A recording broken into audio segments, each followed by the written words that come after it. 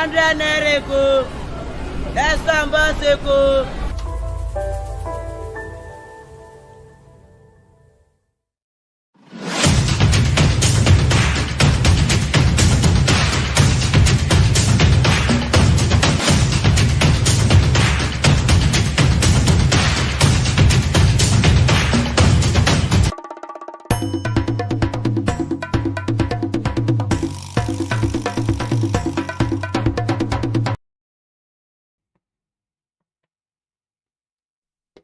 Good morning and welcome to the show today, as it is right here on Flip TV. We're here as usual to give you all the basics news concerning things going on in the country and making rounds around the world. As usual, we'll start with the paper review and dissect some of the basic stories in the newspaper this morning as it is. So basically, I know you'll be seeing a new face right here on the show. I'm already here. My name is Ebuka Izubika. I have alongside here with me today with so much joy and excitement in my heart. Ladies and gentlemen, I present to you Elizabeth Akpati. So it's so nice to have me here on the show today. And this is good morning. Yes. From me to Lagos this morning. How you guys doing this morning? We have so much money to share this morning. I'm liking the rhymes. Honestly. Oh yeah, that's nice. Yeah, I'm liking the rhymes. All right, so welcome to the show. Yes. Thank you for having me. And I promise to handle you very well. You like it. With the old money thing. You're introducing me with money, so make this money last. Yes. Okay, let's just start the show. All right. Thank you very much. All right, so we'll start basically with the newspapers review. That's where we'll be starting off from this morning. And we'll be starting off with this day newspaper. And the headline on the front page of the newspaper, Fubara Assets Control in Rivers presents 2024 budgets to 4-member assembly. The crisis still rocking the River State, basically. I think since the start of this week, we've been getting news concerning River State. Yeah. River State, something is always happening. River has been up on the news. Just everywhere in the news, basically. So yesterday, the governor of the state, Fubara, Siminalayi Fubara, presented the 2024 budget to just the 4 members that are in support of him in the House of Assembly in River State. And not forgetting, we on some days ago, 27 of the members of the House of Reps in River State, they parted ways with the PDP and moved over to the APC. So the new speaker basically has declared those seats vacant and written to the INEC to do what? To fill it up with the new elections that will be coming up very soon. So let's see how that goes on. As that is going on yesterday, the River State governor demolishes the legislative complex for reconstruction. Yeah, then we have under the right that the federal government denies involvement in state political crisis. Still, there are 27 defector lawmakers ousted by legislator. Femi Falana says INEC required to conduct fresh elections in that regard. So basically, in River State, one day, one new event must surely happen in River State. Yeah. We're waiting for what is going to happen today. That's a day after the demolition of the House of Assembly complex. The complex was, I think it was done by the former governor of the state, Peter Odili, back then, and it was described as the biggest House of Assembly in Nigeria. But right now, that same biggest has been demolished by the present governor. So other stories there. Sanwo-Olu presents 2.246 trillion naira 2024 appropriation bill to Lagos Assembly. This is a billing week. like we're all billing and billing and billing and billing. Every day there's one governor presenting one bill and one budget. It's nice that we're all thinking about budget and the budget for 2024. Yeah. But these bills, we get to see them last year, December. And looking through this year, 2023, I would say that did the bill up to the state? Was it fully like used? Well, some of the states will come out to say that the regulation, the naira regulation, the dollar price affected some of the proposed bill for last year. It affected this year. So right now, with the new dollar surge in the country, I believe that's for next year. Hopefully, because this one, it's basically hopefully right now. I think we're just waiting for the breakdown of this whole trillion naira bill? In fact, Because we really need a breakdown. It has to. Lagos is a mega city, right? Of course. So let's see. This is the highest of almost all the farm. Yes. No state has a Has trillion. got to trillion. No state, just Lagos State. And it's not just 1 trillion, 2.246 trillion. That is a whole lot. What do you want to fix in the country? Not even in the country. In Lagos State, basically. So let us see what the governor explained this yesterday to the House of Assembly in Lagos State here. So the commissioners of the different departments and agencies in this particular commission would come to defend this budget. Let's see how it goes. Basically, so these are some of the basic stories in the front page of this day newspaper. So on the front page of Daily Trust newspaper, stop subsidy payment, increase petrol price to 750 litre. World Bank tells FG. The same World Bank that told us to remove subsidy. The same World Bank is telling us now.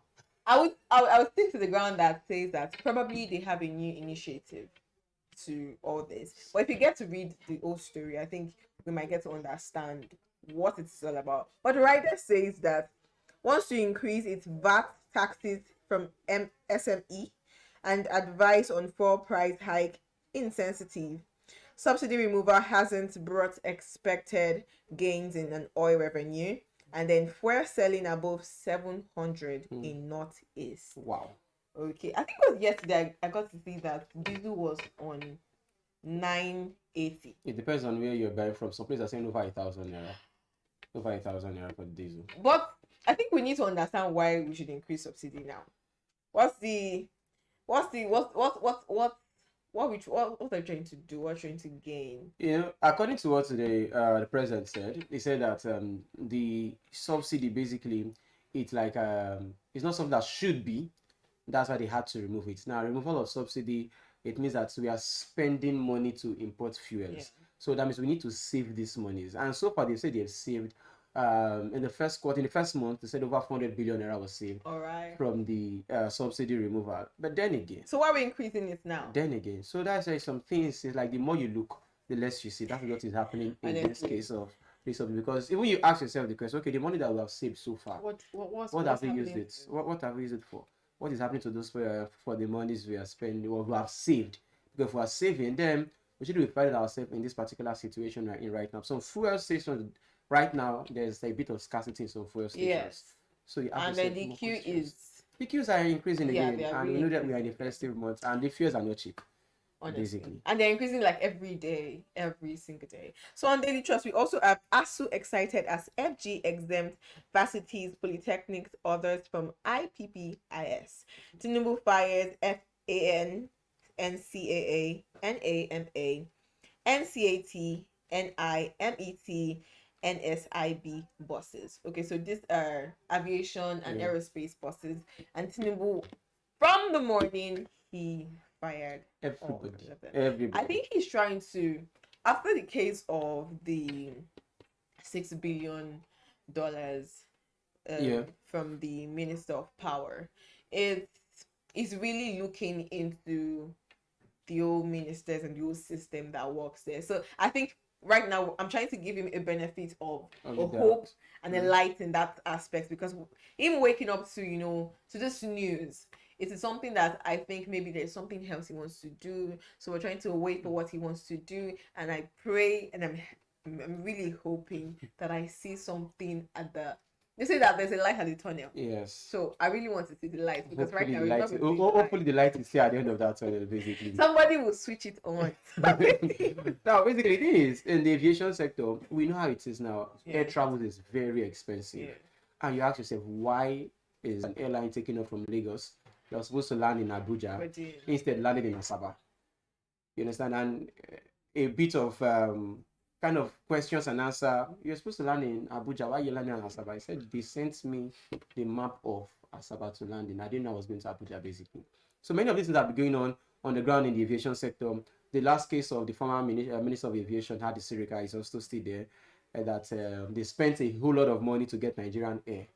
Nothing that the man just scammed the full country. So many of these things are happening, and these same people are still in charge of the aviation sector. So I think it's high time everybody there has to be washed away. But not just going away. I think the EFCC also have to investigate some of the issues Yes. burden on the aviation sector. But I think there's only one good news that's coming out from the aviation, and that is the fact that from 2024 they will start, paying passengers a due for canceling their flights and some other challenges that they face, and that's really nice, because you should compensate me from all the trouble. You know the funny thing about that thing, it's there in the law. So from next year, it's in the implementation. We have to see. There are so many laws that, in fact, they have to pay you. They have to give you some kind of compensation if the flight is over delayed. That has to be rescheduled for the next day. You have the right to tell them to lodge in a 5-star hotel.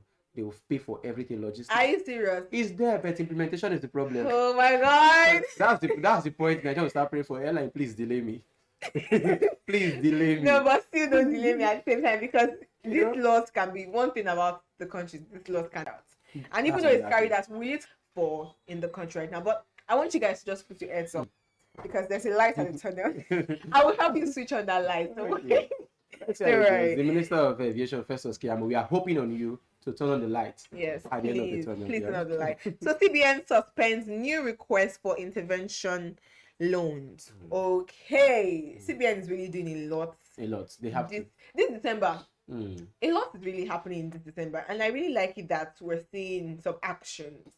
But I hope we get to see results from all the things. And I think CBN really needs to look into this scarcity of naira that's happening in some states, because really right now, I think it's also in Lagos. So most banks are not paying. Yeah, so I think there's something, and now it's like the festive season. On a normal time, even without this old new redesigned naira, we know that during festive season there's always a long queue at the bank right now. So I think now that we're having some scarcity of notes, how would the queue be like? It will have to double. And even in POS stations, it will still have to double. So please, I think we need to really look into the funny thing. You're saying that the queues always double. Now the question is basically this: would there ever be cash? Will there be cash? Number two, Nigerians are complaining there's no money. 100 naira, that's Seko.